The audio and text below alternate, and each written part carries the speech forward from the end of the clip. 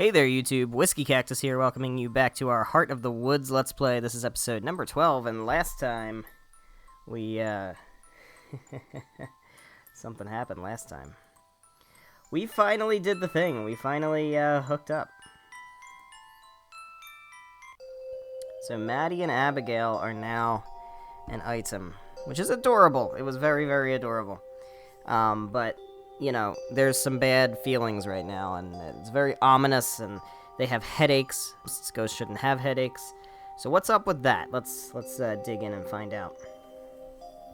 We're probably a bit early to meet Alma, although they sometimes come by at this time. This grove is one of the easier places for the animals to come drink during winter, so it attracts all kinds of wildlife. Yeah, I've noticed all kinds of tracks in the snow leading around here. She nods, pleased. But then, we enter the grove itself, and my blood runs cold. Oh dear. Just ahead, lying prone on the frozen ground, is a fawn that I just know is Alma. No! Did somebody hunt the deer? It's clearly dying, if not already dead. With a shriek, Abigail drops my hand. No! I can feel her anguish cut through me like a knife, visceral and burning. Dashing over, hands outstretched, she falls to her knees and presses a tender hand against its snout. A small motion confirms that it's alive, if just barely. It leads into her, either in fear or in recognition, eyes wild. No, this is horrible. I hate this. No, what's happening to you? I move closer as well, though not so close as to crowd them. What I witness makes my stomach churn. Gaping wounds perforate the poor thing's body, staining the ground red with blood. They look like knife wounds or bite marks, but there's no visible damage or puncture. It's more like its body simply opened up. Abigail flails her hands, clearly wanting to help, but afraid to touch it and cause more pain. She turns to me, teary-eyed. Madison, what do I do? I don't know what to do. I don't even know where to start. I kneel down beside Abigail. The lacerations covering Alma's body are clean and even, but varying in size. Some are minute, so small as to be nearly invisible. The largest is a gash that runs the length of her torso. How does this even happen? Through choking sobs, Abigail manages to answer. Magic. These are not normal injuries. It's the forest. The forest is sicker than I thought. All of its children are hurting for it, too. So we get headaches while Alma gets this.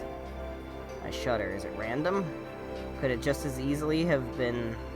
have just as easily been one of us lying here bleeding out? Maybe our ghostliness is more of a blessing than I thought in this case. Though without it, we wouldn't be affected by the forest's illness at all. Leaning over, I gently stroke the deer's head. Its breathing is restless and agonized, but it seems to register my presence. My thumb brushes against a wound that I didn't notice, and I jerk my hand back while Alma groans in pain.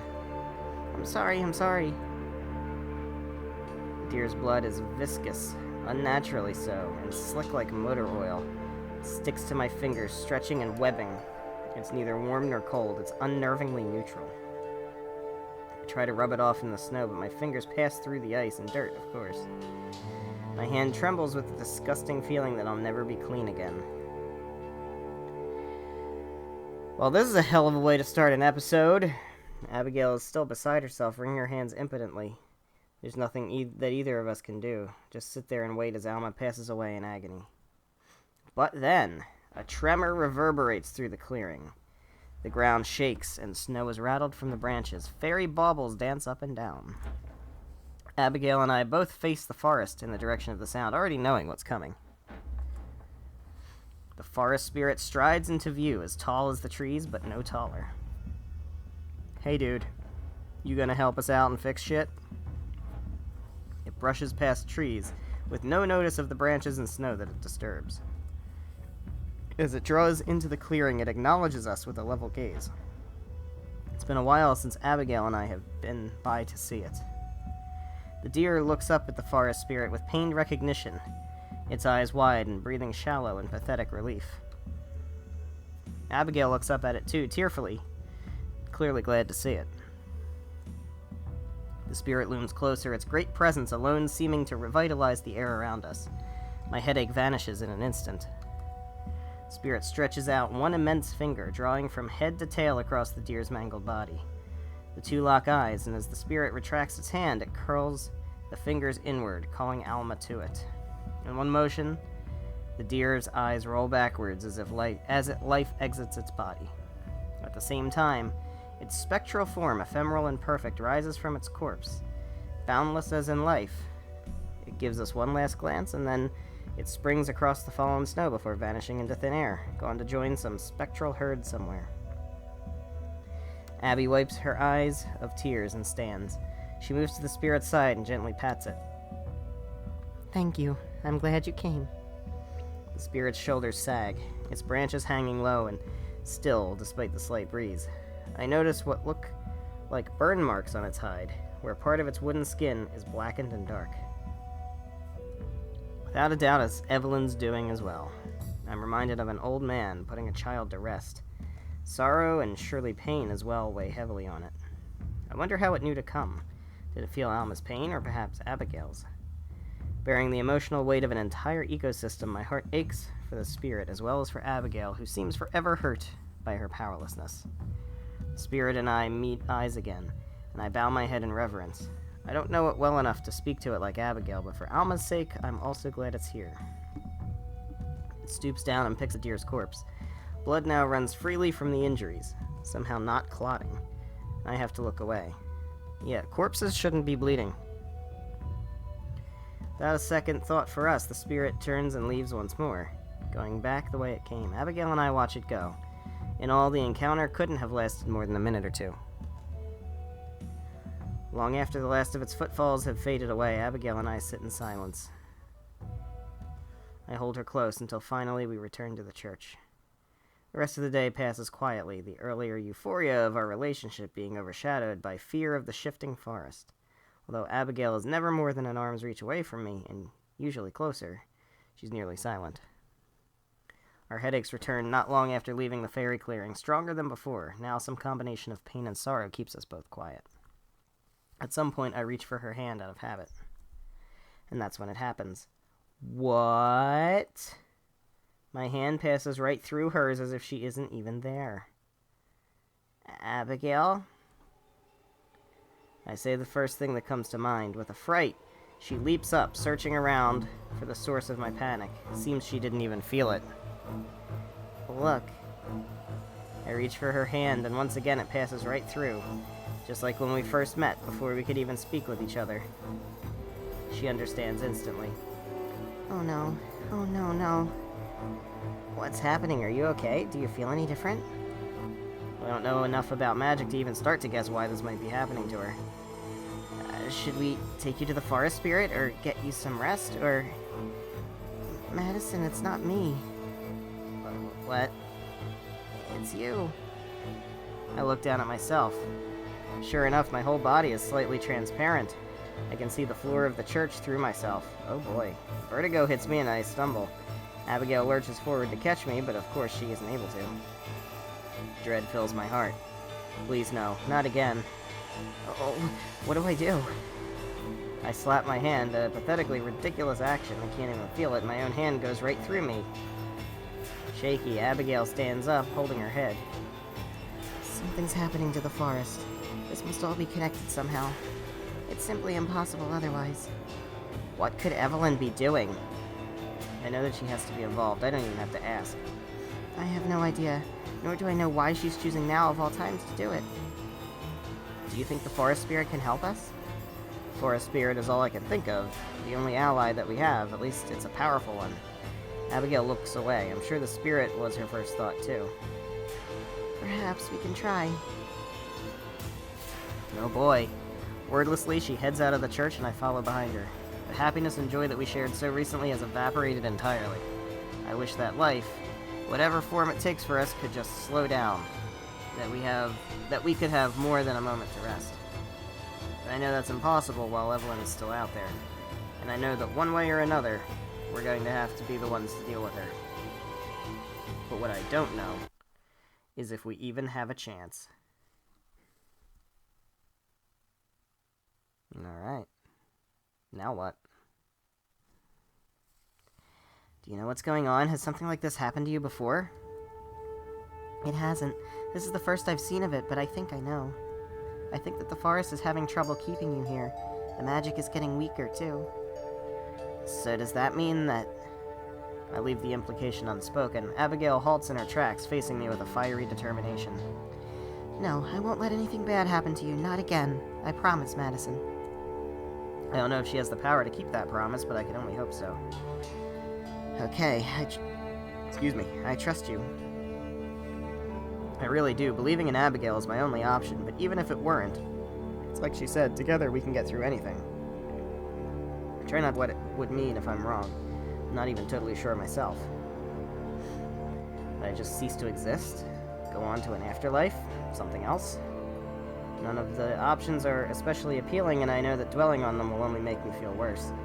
So I just focus on the here and now, and on sticking close to Abigail. Even I can tell that she's right when she says the whole forest is affected.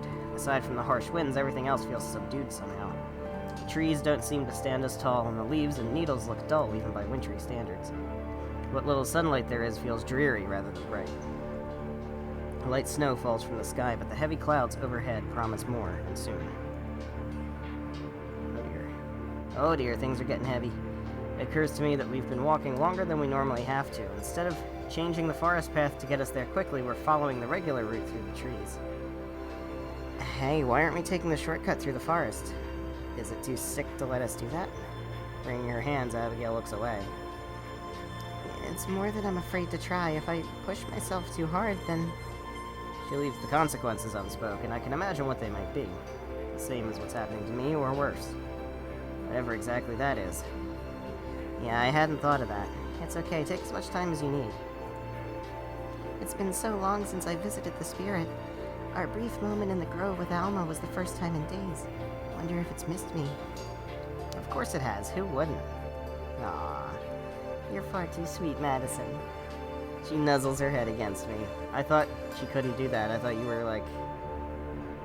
The angle is a little awkward since you're still walking, but it's nice. That's... Then she jerks away like she was stung.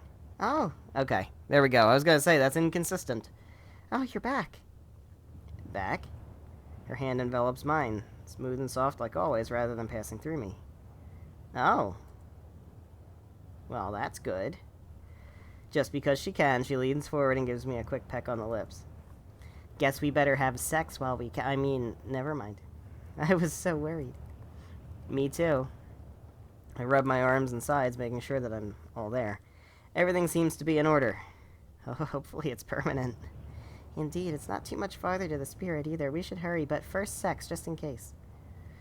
Sweat makes her brow glisten a little. She's definitely still feeling strained, even though I can tell she's trying to hide it. Don't push yourself too hard, sweetie. I won't. They are so fucking cute. Still, despite her words, the longer we walk, the more visible a toll it seems to take on her. Her steps slow down even though she wanted to hurry, and her breathing sounds labored. Are you sure you're all right? I'm fine, it's just... Rubbing her eyes, she shakes her head. Right then, a pile of snow hits the ground a few feet away from us. Looking up, I spot a tree drooping, its boughs angled as if bent. It's the forest again, not me alone. She voices what I already knew. Something terrible must have happened for it to be this way. Since I'm unable to feel the forest like she can, all I can do is watch and worry. Just now, or at least today? Maybe. Or we may only now be feeling the effects. I'm not sure. I can tell by the frustration in her voice that she's nearly in the dark about all of this as I am. Excuse me. I have to remind myself that what she knows, she only picked up by intuition and years of observation. I'm fortunate to have a guide as knowledgeable as she is about her situation, even if she doesn't know everything. I know when we're getting close to the grove of ancestral trees from the change in the air and the way that the trees are larger than before. That profound sense of being watched and of primal energy is still present, but even that feels mellower. Or maybe strained. Through everything, there's also the acrid smell of smoke. Suddenly, Abigail lets out a yelp of horror and dashes forward. Abigail? I follow, right on her heels. Oh no. Doesn't take long to discover what she found. Oh boy. Where once there was a mighty tree, all that remains is a blistered and charred husk blackened by flames. A painful buzzing penetrates my head, nearly unbearable, and all I can do is watch in horror as a foreign sorrow emanates. Even I can tell that this is the forest crying out. Here at the locus of its pain, even I'm affected. Can't imagine how Abigail must feel. Her fingers run across the damaged wood as if searching for a sign of life. I have to remember that this isn't just another part of the forest. This is its heart, its very soul. And for so long, it was also her home. How did I not know? I've been so happy these few days that I must have blinded myself to the pain of the forest. From behind, I wrap my arms around her, pressing my face against her shoulder. I'm sorry. It's not your fault, though. Even if you knew, you couldn't have changed it. If anything, we were lucky to have those few days. She clings to me, pinioning my arms into an even tighter embrace. As I feel her cry against me, my own uselessness feels like more of a curse than death ever was. I wish there was some magic word or spell that I could use to make things better. But all I can do is hug her tightly and warmly and hope that I am as much of a reassurance for her as she is for me. Then without warning, I once again see my arms go transparent, and the feeling of Abigail against me disappears, although this time it's not as big a shock. It's still a reminder that we don't have long to wait. Abigail notices and steadies herself alone. Let's keep going. The spirit must be around here too. See, this is why I said earlier. Why doesn't it stop Evelyn? Why doesn't it stop Evelyn? Isn't that its job as guardian? It probably can't, I'm sure it wants to, but it relies on the forest for strength. So if the forest is weak, then it will be too. In fact, that may be Evelyn's intention. The sinking feeling in my stomach intensifies. She's even stronger than the forest spirit, then what hope do we have? I don't voice that fear, though. I'm sure Abigail's already worried about the same thing. It isn't much longer before we encounter the spirit. At first, we almost miss it. The forest spirit stands idle in a clearing as if lost in thought. Barely seems to notice us when we approach. A slight tilt of its head is the only acknowledgement we get. It's small. Smaller than I've seen it before. It's barely as tall as I am. The lights in its eyes, usually bright and terrifying, have gone dim. It looks more like the wounded deer from the clearing the other day than the being who helped it pass on. Just like the trees it protects, its branches sag and are bare. A few have jagged ends, and as if something snapped them off. None of the wildlife that usually accompany it is around. Instead, it seems alone and abandoned. Though it hasn't been long since we saw it last, it looks significantly pained. I wonder if its salvation of Alma was taxing on it. Abigail cries out again, just like when we came across the burned tree. As anguished as she sounded then, this time it's even worse. I hang back as she runs to its side, not wanting to intrude on a private moment. She places a hand on its leg, crooning something that I can't make out. Though the spirit tilts its head a little bit more to face her, the motion is stilted and janky. As exhausted and sick as Abigail seems, the forest spirit seems to have it 10 times worse. Makes a mournful sound, a deep and sonorous hum. It seems to echo and reverberate off the trees around us. Though I can't understand it like Abigail can, the pain and suffering in its tone is obvious.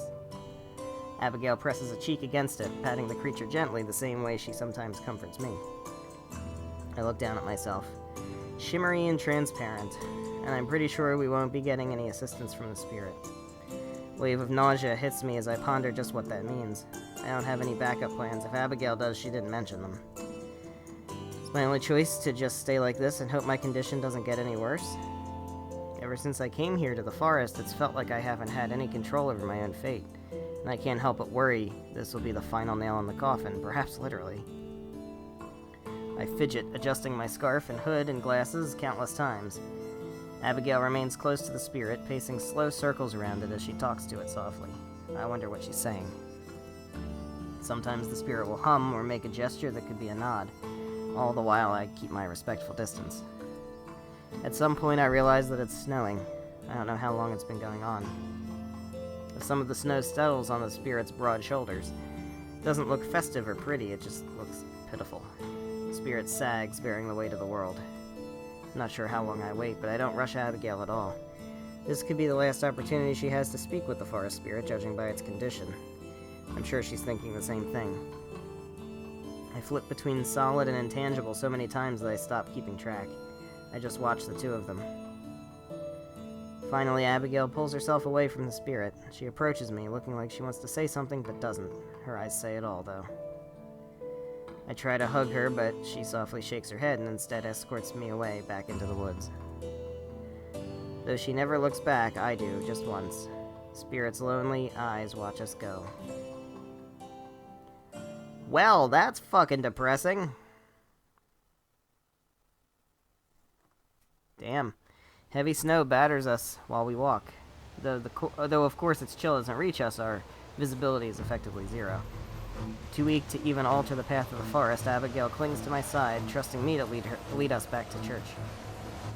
Although I maintain a brave face, I'm not fully confident in my ability to get us there. Oh jeez. The blizzard calls to mind memories of the day I died, although I don't let myself dwell on them. I'm not alone this time. I have someone more to live for. Our journey is strenuous. We move at a glacial pace, but it's the fastest that Abigail can manage. Her steps are heavy and slow, and as much as I want to urge her along, I know that I can't. I'm glad that she's watching the ground and her feet rather than me, so that she doesn't have to see the worry on my face. Every time I start to think that I've got this whole ghost thing figured out, something new arises to complicate it all over again. And this time I don't even have Abigail's experience to guide me. What happens if she loses the ability to walk altogether, or to speak? What happens if the magic that keeps me here runs out? The occasional flickering of my body makes that a very real concern right now. I hold tightly to her hand, the only anchor of comfort and security right now, but even that has grown clammy and cold. Swallowing a lump in my throat, we march on. Trees bow in the wind, trying to turn their backs against it. For the first time that I can remember, there aren't any woodland creatures out and about. No mice or rabbits or chirping birds. Not even a panicked deer, phasing in and out of existence like me. May as well just be me and her and no one else in the universe. Come on, I'm sure we're almost there. It can't be much further. I say the words for my own sake as much as for hers. Though in truth I have no idea if I'm right or not. For all I know, we could be heading in the totally opposite direction of the church. Even then, once we arrive at the church, I'm not sure what to do. Will she get better with time to rest? Will I? Right now, the church is just a goal. It gives us something tangible to work toward. Something to keep our feet moving, slowly or not. I'm sure you're right. Her voice is barely a murmur. I can only hope that she's saving her energy on purpose, I'm afraid to ask. Wonder how much of what's happening is by the mayor's design. While everything stems from her, it's impossible to know how much was deliberate and how much was simply a ripple effect from what she's done. Wonder if she even considers us a threat, or gives us any thought at all. If she doesn't, then maybe we can use that against her, of course. First, we have to reach a point where we can do that. During a momentary lapse in the blizzard, I'm able to make out a welcome sight in the haze. A warped, curled tree that I distinctly remember from an earlier trip. Look, you recognize that tree too, right? I'm pretty sure you were the one who showed it to me the first time. We're almost home. Abigail nods weakly, though she doesn't say anything. I squeeze her hand, trying to impart some strength into her. It kills me to see her like this, and I'd give anything to be able to help her. Almost there, you got this. She nods again, unable to do or say more. Except she doesn't stop nodding like a bobblehead. I tug her along, trying to lead her the rest of the short way, but she's rooted to the spot. Listen. And then she collapses. And the world goes black. I jolt and choke on nothing as I gasp for a breath that I don't actually need. What the fuck just happened? Abigail has fallen to her knees. I didn't even feel her hand slip out of mine. I try to take the half step, cross the few centimeters that separate us, but a moment later it's black.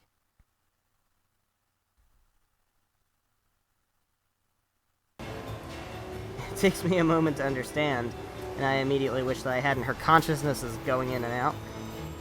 Oh my god, I just stopped existing for a second. Uh-huh. Profound dread grips my heart. Looking down at myself, once again, I can see right through my hand and arm to the snow accumulating beneath us. I'm gonna do a save. Just in case. I'm gonna do a save. Alright. Not good. This is extremely not good. I collapse to the ground beside Abigail, but at least of my own accord. I try to shake her by the shoulder, but it takes several tries before I can maintain a form long enough to even touch her. I'm sorry, Madison. I just need a little break. With visible effort, she turns to look at me. I don't even think she realizes what's happening. Oh boy. Then I phase into non-existence for another moment, and when I come back, horror is clearly etched onto her face. Finding some hidden reserve of strength, she lunges toward me and grabs my hand. Immediately, everything goes back to normal. Madison, are you okay? Can you hear me? I'm fine now. I hold her hands a bit tighter to reaffirm it. Are you okay, though? I'm just a little tired is all. She forces herself up again, looking more than a little tired. Immediately, she sways and nearly falls, but I catch and steady her.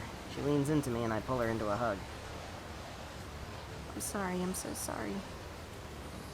It's okay. Gently, I stroke her hair. In truth, I'm terrified, but I don't want to see her. I don't want her to see that. It'd only make things worse.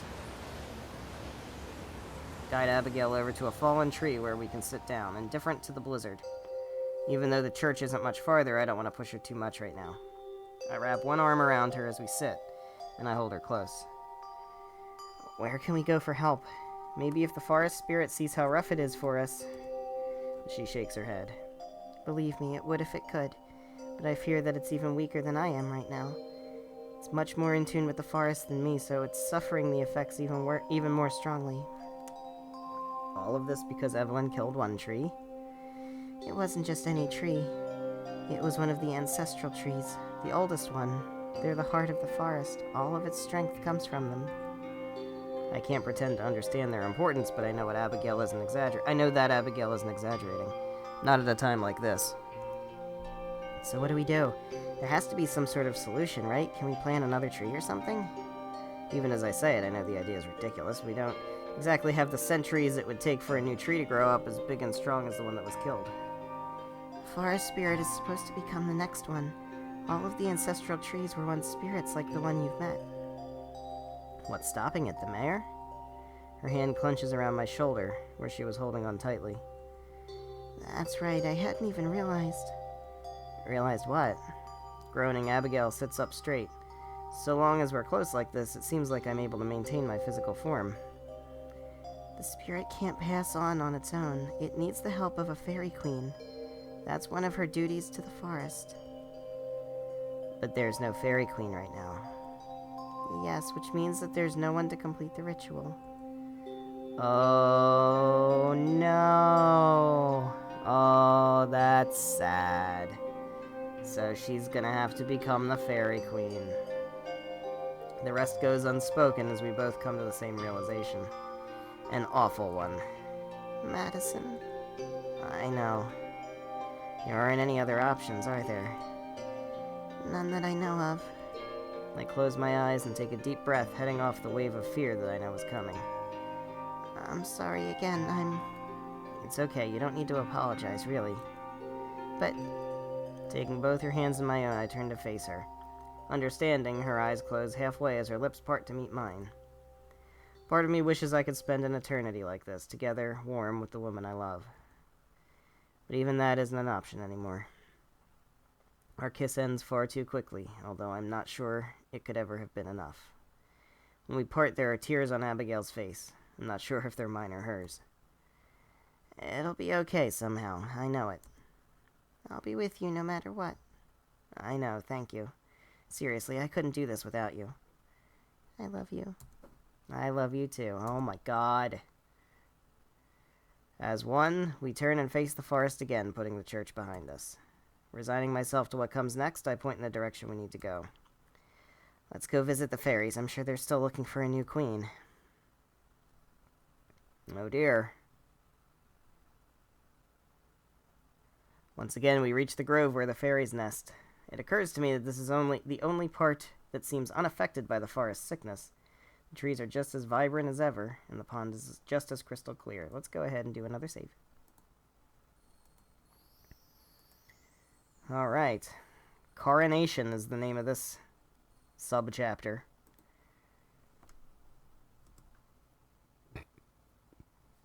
We stumble into the middle, near the shore of the pond. Abigail takes several woozy steps, and I hold her shoulder to keep her steady. Then I flicker, and she starts to fall, barely managing to keep her balance. Forget days or even hours to find another solution. We might not even have minutes. Hello? I call out, a bit surprised that none of the fairies have come to greet us. I watch the trees and listen for the buzz and flutter of wings. It remains silent and still. Hello, fairies? Feels a little absurd and on the nose, but I don't know what else to say. There's no response. Please, we need your help. Might as well be shouting into the void. There's not even a single rustle. I notice that the birds who used to nest in the bushes seem to have abandoned this place. Tendrils of fear creep through me. What if the fairies are gone too? Madison? Turn towards Abigail, but she's not even looking at me. Madison? She just murmurs my name over and over. I steel myself and face forward for her. If you can help us, I'll find you a queen, even if it has to be me. My voice sounds stronger than I feel. There's no reaction. My heart pounds, feeling like it's going to burst out of my chest. Seconds pass. Nothing. Beside me, Abigail has fallen silent, swaying on her feet, but looking as if she might collapse. All of her trust and hope has been placed in me. Can't let her down. I won't let her down. Just as I gather breath to yell out again, I start to hear a faint buzzing sound deep in the trees. Something flickers far away, but getting closer. Realize it's many somethings. Tiny lights spark to life, woven throughout and across the trees like Christmas lights.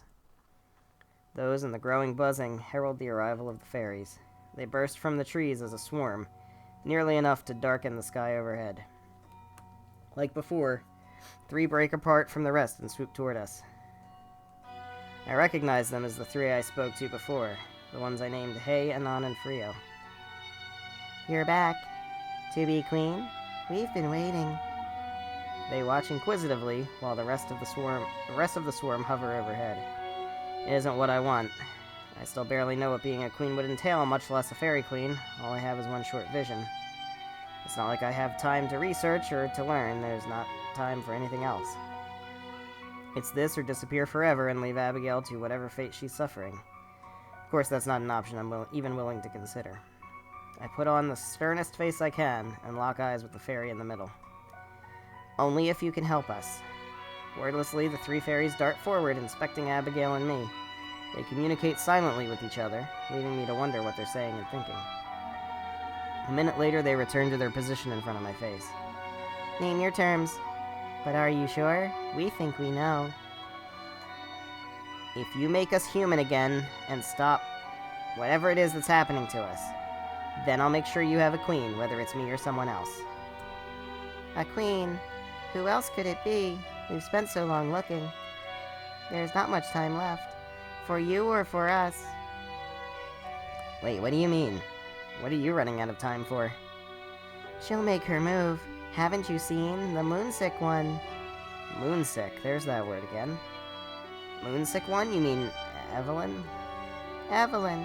A human name? It must be her. I don't fully follow, but there's no one else they could be referring to. Not necessarily. There's so much that I want to ask, but can't right now. How long do we have? Until the moon's at its brightest. That's when she's strongest. Will you be ready then? I'll have to be. Haven't been paying much attention to the moon, but I know that it can't be more than a week until it's full, probably less. Really wish I had Tara's stupid shirts to use as a reference right now. Tara. In all of this, I haven't even really been considering that by becoming human again, not just a ghost, I'll be able to see her. That's at least one big upside, although I don't know where we'll even begin catching up. Still, that's something else to be figured out later. Facing the fairies, I nod. Okay. We can start preparing. Are you ready? It won't take long. Yeah, I just need a moment to get ready too. Fairies flit off and rejoin the rest of their kind, not bothering to respond. That's fine by me. I turn back to Abigail, who's been silent throughout this entire thing. At first I thought maybe she'd passed out, but instead she's watching me with anxious eyes. Madison, are you sure? Softly, she leans against me. Well, she kind of falls. Yes, I'm sure.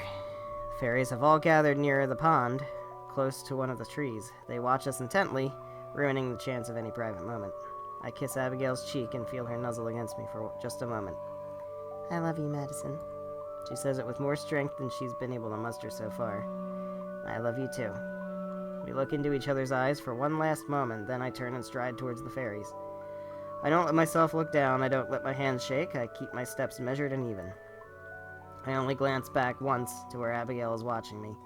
Then Hay, Frio, and Anon descend once more. Frio loosely grips a crown of woven flowers and leaves, as out of season as the rest of this grove. I would say that it doesn't feel real, but to tell the truth, it's been a long time since anything has. Is it time? We hope it is. Just put this on. That's all. All I have to do is put on the crown. That's all for you. Is that too much? We'll do the rest. Okay. Frio hands me the crown. I let it rest on my palms. It's light, barely noticeable. The flowers are all woven together so deftly that I have to wonder if it was made by magic. It's also slightly warm, like it has just been sitting in the sun for a while. I swallow the lump in my throat. This is what's best for everyone, not just for me or for Abigail, but for the whole forest. Oh, she's got a crown. With one swift motion, I reach up and place the crown on my head. It fits perfectly, as if it was made for me. I wonder if it was. The moment it touches my hair, the fairies start to move. They chatter out loud, but there are so many of them speaking that it's impossible to hear what they're saying. I don't even know if they're human words. Altogether, they sound like a forest of rustling leaves. I shut my eyes as I feel a tingling sensation. It starts at the top of my head and slowly works its way through me. It's not uncomfortable at all, but it also isn't anything ignorable. Something soft brushes against my face and hands. It feels like snow, but isn't cold, and when it melts away, there's no trace of wetness left behind. An invisible force feels like it's tugging me in every direction at once, but I stay rooted to the spot. Light scent of pine fills my nose. Somehow it's nostalgic. I open my eyes, still in the middle of my metamorphosis. Warmth spreads through my body like a hot cup of coffee, and with it comes understanding. Of the forest, and of how I'm a part of it. I'm acutely aware of its existence, tuned to its precise frequency. I imagine this must be what Abigail meant by being connected. Oh, look at her! Memories that aren't mine start to run through my head. A movie that I can't shut off. Visions of trees sprouting from the earth and growing skyward, and of clouds forming and then falling apart. Each denizen of the forest, each tree, every deer, even the forest spirit itself come to mind at once, feeling like old friends I haven't seen in a while. None of it feels new. It's not intrusive or foreign. Rather, this knowledge feels like something that's always been there, but without my awareness, or maybe something I'd forgotten. It's comfortable. And still the fairies dance overhead, their rustling chants even louder as they perform their ritual. I wonder if all fairy queens are inaugurated this way. And at the same moment I know instinctively that they aren't. Visions of a beautiful woman who I immediately recognize as the missing fairy queen come to mind, and with her comes a longing, a feeling of something missing. Then as my thoughts turn, the vision and the longing are gone too. I can feel the rustle of cloth against my skin, as even my clothes acknowledge the changes, taking on a life and form of their own. They lengthen and stretch and puff out, becoming a dress more elaborate and beautiful than anything I've ever worn before. Living, breathing flowers bloom in its hem right before my eyes, matching the crown on my head. Feel the magic work its way through, over and around me, enveloping tightly. And then as the ceremony comes to an end, I start to feel it drain out of me. It seeps down and out, and back into the earth and air, returning to the forest that lent me its strength and trust to take on this role. As I heave a deep breath, the enormity of the responsibility that's been placed on me feels heavy, but not unbearably so. If anything, I'm reassured by the competence and power that I can simply feel that I have. I'm not invincible, I know that much. But for the first time in ages, I feel like I'm in control. I stumble just a little bit as my feet touch the ground that I never knew I'd left. The instant that I do, the last of the shifting magic leaves me, although I can still feel it as a part of the forest. Without anyone saying anything, without any confirmation, I simply know it's done. I've become the Fairy Queen. Welp. There we are. We have that now. I feel like that's going to be an upsetting thing. Chapter 5. We have moved on to Chapter 5. Alright, well, let's do ourselves a save.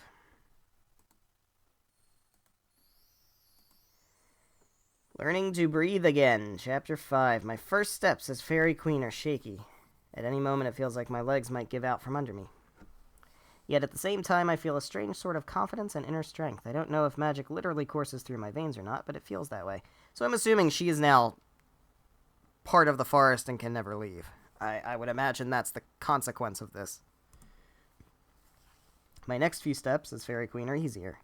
I keep my gaze fixed on Abigail as I make my way towards her. She waits impatiently, concern clearly etched on her face. The fairies buzz agitatedly over my head, darting and dashing in pointless patterns. Though they don't vocalize anything, I can hear their voices clearly in my head. Our queen, welcome home. How does it feel? I acknowledge their words, and at the same time I can feel myself be acknowledged. It comes as naturally as breathing. I promise that I'll get to them in a moment. Madison, are you alright? She clings to my side, her slender arms tight around me. Though I'm not shaking anymore, her presence is still infinitely reassuring. I press my lips to her head, and we sway gently back and forth. I can feel her, too, as a part of the forest. Her presence is as warm and comforting as in my head as in my arms. I'm fine. I'm totally fine. She makes a sound that I think is a gasp, but that I soon realize is a sob. Abigail cries against my shoulder, her arms tightening like a vice. I don't ever want to let her go. I hold her as tightly as I can while her body is racked with sobs. Her breath and tears are warm, almost painfully hot. The thin lace of my new outfit does little to inhibit them. I'm so sorry that all of this is happening. I'm sorry. Gently, I find her hands and take them into mine. I squeeze them, trying to impart the same kind of solace that she gives to me. It's okay, really. I'm happy things turned out this way. I'm glad that I met you, no matter the circumstances. Her cries get stronger, and I drop one of her hands in order to brush her hair back from her tear-stained face. We hold each other tightly until she's able to calm down. Meanwhile, the fairies still continue to circle overhead, although they remain respectfully silent. Finally, Abigail heaves a steady breath and steps back just a little bit. I'm sorry, again. It was just seeing you there with the fairy light. I mean, you looked beautiful. You still do. More than beautiful. But it made me again realize everything that you've gone through, everything I've put you through. I press a finger to her lips. She looks up at me, surprise replacing the sadness. It's okay. I'd go through all of it again to end up here with you. I mean it. Abigail sniffles heavily, and I can tell that she's trying not to cry again. You can make it up to me by getting out of all this with me. She nods. That sounds more like a gift to me than the other way around, but I'll keep being selfish and take it.